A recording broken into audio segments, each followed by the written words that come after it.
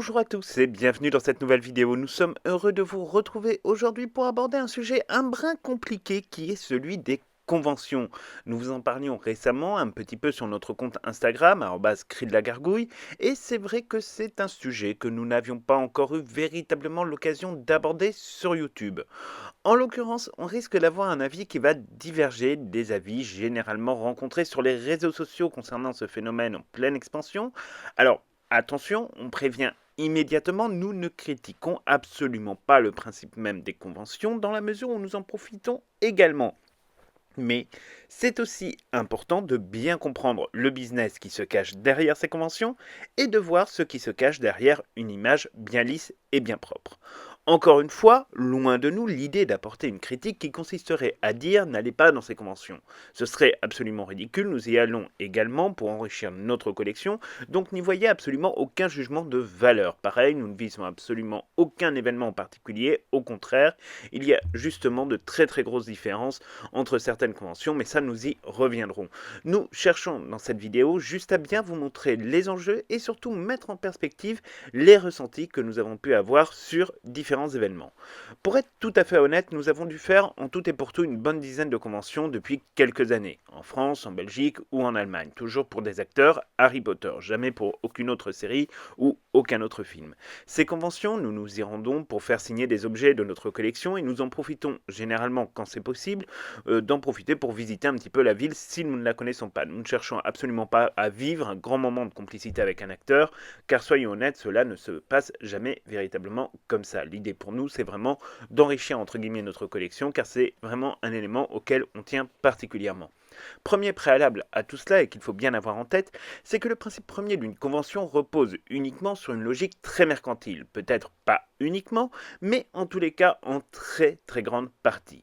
Mis à part pour des petites conventions où il existe souvent un projet culturel ancré par exemple dans une communauté locale, souvent la plupart des conventions sont des usines à cash, et ce n'est absolument pas d'ailleurs un gros mot de le dire, attention. La simple rencontre avec un acteur répond d'ailleurs généralement la plupart du temps à logique de l'offre et de la demande. Plus l'acteur est célèbre, plus le prix augmente, atteignant parfois des sommes absolument astronomiques. Là aussi, absolument aucun jugement de valeur de notre part. C'est uniquement la simple et stricte vérité. Récemment, par exemple, Rupert Grint, qui était présent au Comic-Con de Dortmund et qui commence à participer à des événements de ce type, là il l'a fait au Brésil, il l'a fait en Allemagne et il le fera probablement à Londres cet été, on sait qu'il vendait ses autographes jusqu'à 145 $, soit plus cher d'ailleurs que Mads Mikkelsen, qui était un petit peu moins cher à 100 € à peu près, et qui pourtant a quand même une carrière beaucoup plus importante. Donc là-dessus, on voit que évidemment la loi de l'offre et de la demande, c'est quelque chose qui compte beaucoup dans le secteur des conventions. Le fait de payer pour un autographe revient également, il faut le reconnaître, à établir une relation très mercantile, presque un contrat entre nous et l'acteur par le biais de l'organisateur de la convention.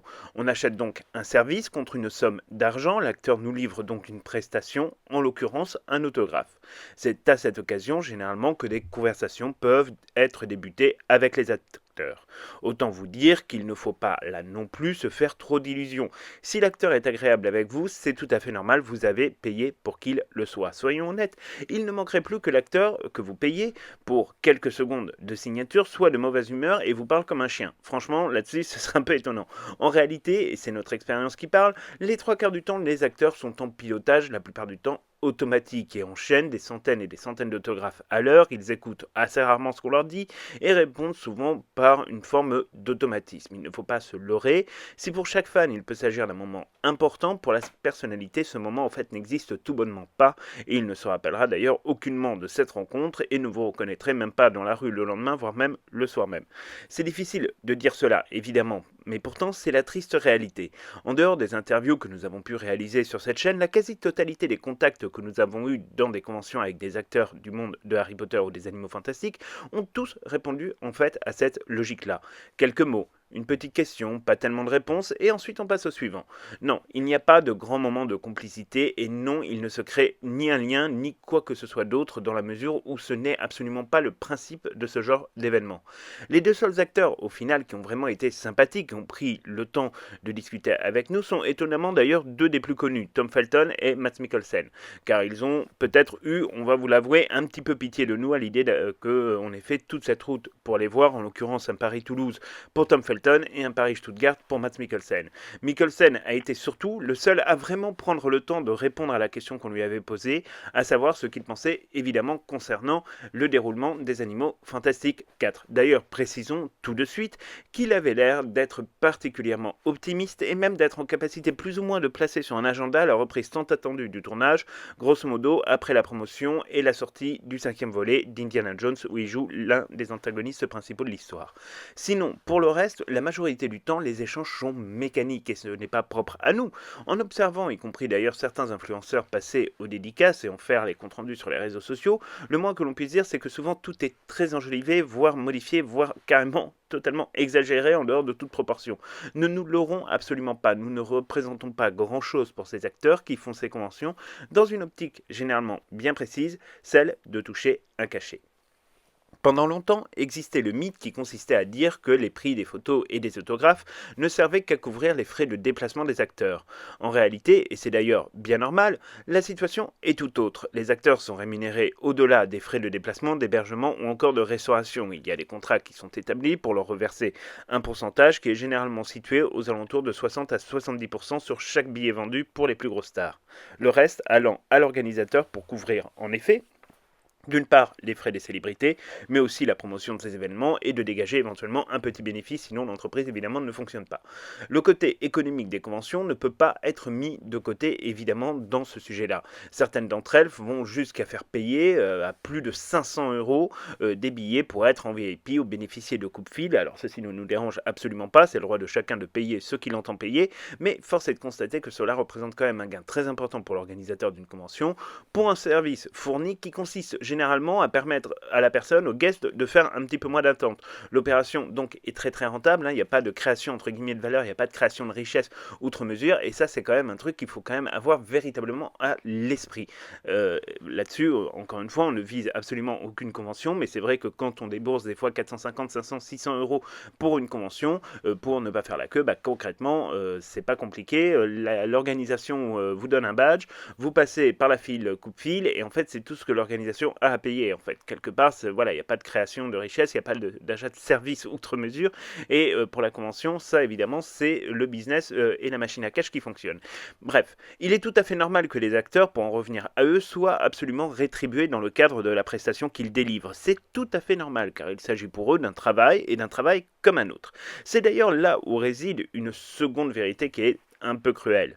Si pour nous c'est un moment sympathique, pour eux c'est surtout un travail, encore une fois, comme un autre. C'est une représentation aussi comme une autre et rien d'autre. Peu vont faire cela, on va se le dire assez honnêtement, pour le plaisir, et c'est largement compréhensible, mais encore une fois, il faut bien prendre en considération que faire une convention fait partie du métier qu'ils ont choisi. Alors, après, certains, on vous le disait, sont plus ouverts que d'autres. Certains aussi sont plus respectueux que d'autres. On vous avoue par exemple que notre rencontre avec Dan Fogler, l'interprète de Jacob Kowalski dans la saga des Animaux Fantastiques, nous a un brin étonné, pour ne pas dire un petit chouïa déçu. Nous l'avons scruté pendant quelques minutes dans la file d'attente, et le fait de le voir un peu dans son univers avec son enceinte diffusant de la musique avait quand même quelque chose d'un peu étrange, il faut bien le reconnaître, dans la mesure où c'était quand même complètement surréaliste de le voir signer des objets à la chaîne en écoutant sa musique et en réalité en n'écoutant pas véritablement les gens qui s'adressaient à lui. De manière assez évidente, il n'était pas tout à fait là, et dire le contraire, c'est se leurrer en grande partie. Non, c'était pas une bonne ambiance, non, c'était pas pour être dans son truc, non, il était vraiment dans sa musique, et c'est un peu ça le problème. Alors, c'est toute la difficulté, parce qu'il avait tout à fait le droit, effectivement, de ne pas être en forme, d'être un peu dans son monde. Mais c'est vrai que ça frôlait parfois le désagréable, le je m'en foutiste. Et ça, pour notre part, ça ne nous dérange pas plus que ça, parce que nous ne nous attendions pas à grand-chose pour notre part, mais on va dire quand même que c'est assez déconcertant et qu'on pourrait imaginer en effet que certains invités, certains guests qui ont fait parfois des dizaines et des dizaines de kilomètres, qui se sont payés les hôtels, etc., et qui ont dépensé une coquette somme, pourraient quand même être effectivement nettement déçus. Ça pourrait se comprendre. Nous, après, encore une fois, on ne se faisait pas d'illusions. Comme ça, au moins, on est sûr de ne pas être déçus et on vit le moment comme on avait imaginé le vivre. Après, on peut toujours nuancer évidemment cette question en prenant aussi un peu le contre-pied de ce que nous venons de dire et de pointer également parfois le comportement de certains fans vis-à-vis des acteurs. Et nous en avons en effet, été témoin à plusieurs reprises, dans plusieurs conventions, et notamment par exemple lors d'une convention à l'étranger où l'interprète de Ginny Weasley, Bonnie Wright, était considéré au moment du photoshoot, c'est le moment où vous pouvez prendre une photo avec l'acteur, plus comme un objet que comme une véritable personne. Et c'était très gênant, il était en effet vraiment très très gênant de voir le peu de précautions dont faisaient preuve certains guests vis-à-vis d'elle, oubliant que ce n'est pas parce que l'on paye qu'on a le droit à tout. On n'a pas le droit de la tripoter, on n'a pas le droit de la toucher, on n'a pas le droit de lui faire des pauses, tout ça est quand même assez surréaliste, et là en l'occurrence Bonnie Wright était clairement très mal à l'aise avec le procédé, et on peut évidemment le comprendre. Heureusement d'ailleurs qu'il y a toujours plus ou moins quelqu'un de la sécurité de l'événement qui veille à ce que ça n'aille pas trop loin. Mais on sait aussi par exemple que certaines pauses, proposées parfois par des guests, renforcent d'ailleurs, de facto, le côté en fait objet de la personne, comme si on pouvait un petit peu la diriger à la manière d'une marionnette, en lui disant fais telle pose, et avec tout ça, il faut faire quand même très très attention. Alors, autre événement par exemple qui nous avait choqué, c'était lors de la préparation d'une convention à Toulouse qui recevait Tom Felton, et dans un commentaire Facebook, une jeune femme réagissait notamment à l'annonce à l'époque du maintien, vous le savez, de la fameuse distanciation sociale pour les photos, et son commentaire qui était alors adressé à l'organisation était en substance c'est dommage car sinon je l'aurais câliné comme jamais.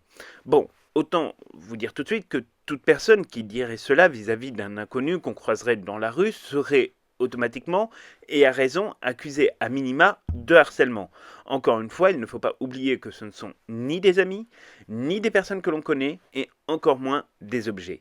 Certes, on paye pour un service que l'on attend et que l'on est en droit de recevoir. Mais là aussi, il y a des limites. Ce n'est pas parce que vous payez par exemple un McDo que vous vous autorisez à passer derrière le comptoir pour fouiller dans les tiroirs. Et dans les conventions, ça doit être un petit peu la même chose. Il faut donc là aussi que les guests, comme les invités, s'en tiennent en fait à la simple définition de ce qu'est une relation commerciale, c'est-à-dire l'échange d'un service contre une somme d'argent. Ça n'empêche pas les souvenirs, mais il faut bien aussi comprendre qu'il s'agit en soi d'un achat comme un autre, et donc d'un souvenir qui nous est propre, mais qui ne se retrouvera aucunement partagé par notre interlocuteur. Cette relation a un sens, est évidemment logique dans la mesure où ces acteurs ne peuvent aucunement nous faire entrer dans leur cercle intime, mais il faut bien le prendre en considération évidemment que ça reste finalement des personnalités qui nous voient pendant quelques secondes et qui ensuite nous oublieront. Nous nous appliquons d'ailleurs aussi cette règle aux bons souvenirs que nous avons par exemple pu avoir avec Mads Mikkelsen à Stuttgart. Oui, il a été absolument charmant, il a été même d'une accessibilité absolument déconcertante et d'une politesse et d'une gentillesse à toute épreuve. Alors oui, c'est un acteur qui clairement ne se la joue pas, nettement moins en tout cas par exemple que Dan Fogler ou d'autres, alors qu'il le pourrait compte tenu de l'immense carrière qui est la sienne et qui est surtout en plein développement. Alors oui, il a pris du temps pour parler avec nous car il s'est rendu compte que la distance entre Paris et Stuttgart n'était peut-être pas des plus simples à pratiquer un samedi matin. Alors oui, il a été d'une gentillesse absolument infinie, oui, on a senti qu'on partageait une certaine forme de communauté d'esprit et de pensée, notamment concernant ce qui arrive à J.K. Rowling, mais il nous croiserait dans la rue aujourd'hui, il n'aurait absolument aucun souvenir de nous, il ne se souviendrait absolument pas de qui nous sommes, parce qu'il aura tout oublié. C'était un très bon moment pour nous. Pour lui, c'était une rencontre parmi des centaines, des milliers, voire des dizaines de milliers dans une saison de convention. Et c'est d'autant plus vrai, évidemment, sur des énormes événements comme les Comic-Con ou encore la Paris Manga Sci-Fi Show. Mais c'est vraiment quelque chose qu'il faut avoir à l'esprit. C'est un peu différent, peut-être, sur des événements de moindre ampleur. On garde par exemple un excellent souvenir de The Next Convention à Évry, en région parisienne, qui a un modèle un brin différent des autres conventions car il s'ancre vraiment dans l'activité d'un territoire et fait appel aux associations locales. Le modèle est donc tout à fait différent, la mairie est associée, il y a une vraie dimension dans ce projet, conçu comme un événement culturel et local et non pas comme un événement destiné à faire beaucoup d'argent.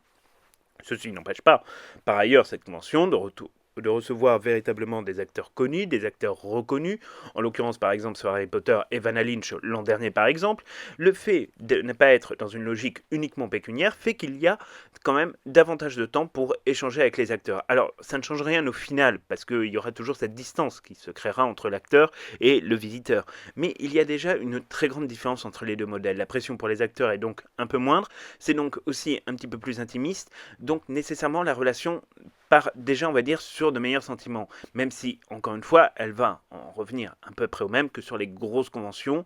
Le principe reste le même, c'est l'échange d'un service contre de l'argent et c'est encore une fois parfaitement normal et absolument aucun jugement là-dessus. Pour notre part, les événements que nous proférons sont ceux probablement organisés par des boutiques, comme ce fut le cas par exemple avec la boutique Eau de Ballet de Paris, qui a invité Arben Bakhtaraj, l'interprète d'Antonin Delof, ou encore David Fonkinos, qui a été un auteur lauréat du prix Goncourt et qui a écrit un ouvrage qui s'inspire un petit peu de Harry Potter. Ces moments sont précieux car, en effet, en fonction des heures, il y a pour le coup une possibilité d'établir là un vrai contact, de parler vraiment avec les personnes, car l'organisation est faite pour. Alors, bien entendu, ça ne deviendra pas des amis pour autant, mais en effet, ça reste pour le coup quelque chose de particulièrement agréable à vivre comme expérience.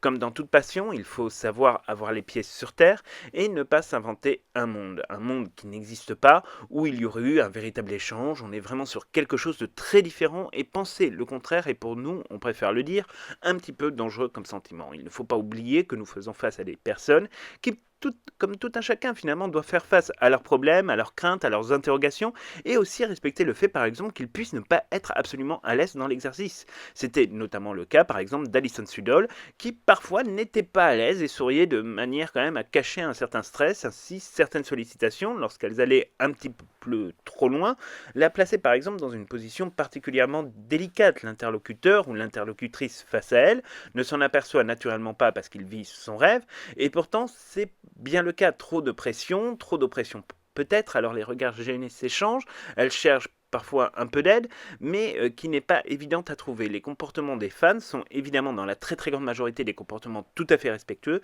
mais parfois cela va beaucoup trop loin et cela met les acteurs évidemment dans des positions inconfortables.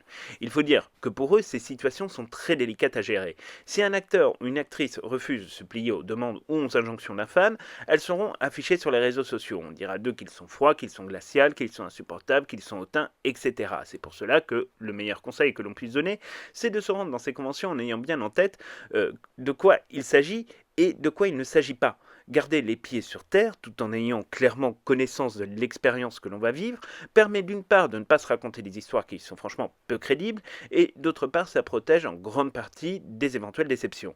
Parfois, vous aurez peut-être de très bonnes surprises, comme ce fut le cas pour nous concernant Mads Mikkelsen, mais en cas de déception, elle sera beaucoup plus simple à passer.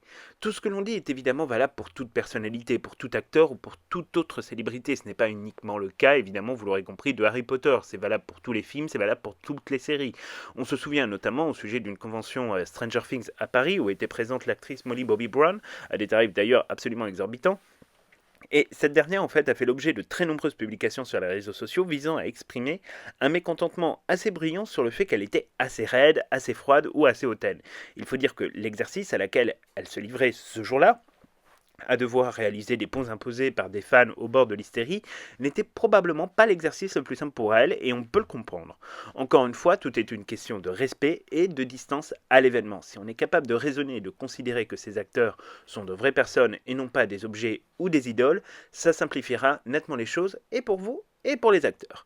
Loin de nous l'idée, encore une fois, de vous dire qu'il ne faut pas aller dans les conventions ou autres rencontres. Vraiment, nous continuerons pour notre part à nous y rendre.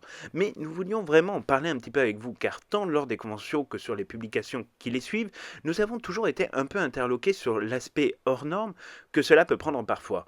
Encore une fois, ne pas se faire de film est quelque chose d'important pour la santé mentale, c'est important de passer des bons moments, ça doit rester d'ailleurs des bons moments, mais ça ne doit pas non plus devenir, comme beaucoup de choses, une obsession qui est parfois poussée à l'extrême, voire maladif. Vous le savez, sur cette chaîne, nous sommes anonymes. Vous ne connaissez de nous que nos prénoms et nos noms, mais vous ne connaissez absolument rien d'autre de nos vies, et voilà, mis à part peut-être qu'on habite effectivement à Paris, ce qui nous permet d'être anonymes. Et c'est vrai que dans ces conventions, souvent on est anonyme, on est pourtant au milieu de la foule, on est là, et des fois on assiste à des rencontres entre certains fans et certains acteurs, et quand on va voir on va dire, le compte-rendu qui en est fait par exemple sur les réseaux sociaux, on sait qu'il y a eu beaucoup d'avancements. Voilà, il y a eu beaucoup d'avancements dans cette idée-là. Il y a beaucoup de gens qui ont beaucoup exagéré ce qu'ils ont vécu et qui ont probablement très mal analysé, puisqu'on le voit, les réactions de leur interlocuteur en face. Et ça, c'est vraiment quelque chose d'assez étonnant. Et c'est pour ça que il faut toujours faire attention à bien se prémunir, entre guillemets, de ne pas tomber en fait dans cette espèce d'idolâtrie qui ferait penser ou qui pourrait faire penser que en réalité il y a une relation alors qu'elle n'existe pas. Bref, encore une fois, tout est histoire de garder les pieds sur terre. Un autre de nos conseils, évidemment, c'est de privilégier les événements dans les boutiques, comme ceux par exemple qui sont organisés de manière très régulière dans les boutiques aux Deux Ballets de Paris et de Marseille, ou dans des petites conventions qui s'inscrivent vraiment là pour le coup dans de vrais projets culturels, ce qui enlève toute la dimension, ou en tout cas une grande partie de la dimension financière, comme c'est le cas par exemple avec The Next Convention qui doit prévoir a priori en avril ou mai une nouvelle édition du côté d'Evry-Courcouronnes. Donc là pour nous c'est voilà, des événements qui sont à privilégier. Pourquoi? Parce qu'ils sont quand même beaucoup plus sains que les très grosses conventions comme les Comic-Con, etc. où là parfois on a pu assister effectivement à des comportements qui n'allaient pas d'un côté et de l'autre, que ce soit des acteurs, que ce soit des guests, et puis surtout aussi qui amènent les gens parfois à s'inventer une vie qui n'existe pas, et là-dessus il faut toujours s'en prémunir parce que malheureusement les vies qui n'existent pas, parfois on se réveille et ça fait mal. Voilà, donc c'est tout pour cette vidéo, on espère vraiment qu'elle vous aura plu. N'hésitez pas vous à nous dire dans les commentaires votre avis sur les conventions, ça nous intéresse évidemment de pouvoir en parler avec vous. Est-ce que vous y avez participé ou pas? Il y a des gens qui sont très réfractaires à l'idée de participer à des conventions et on vous avoue que c'était un peu notre cas auparavant, donc on a un peu évolué sur le sujet, même si ça reste un exercice qui n'est pas forcément parmi nos exercices favoris. Mais dites-nous vous dans les commentaires ce que vous en pensez. Est-ce que vous avez été vous aussi témoin par exemple d'agissements de fans ou de guests qui n'étaient pas entre guillemets conformes, on va dire, à la manière dont doivent se passer des relations? Ça nous intéresse vraiment de pouvoir échanger avec vous sur ces sujets. Et on se retrouve donc très bientôt pour plein de nouvelles aventures.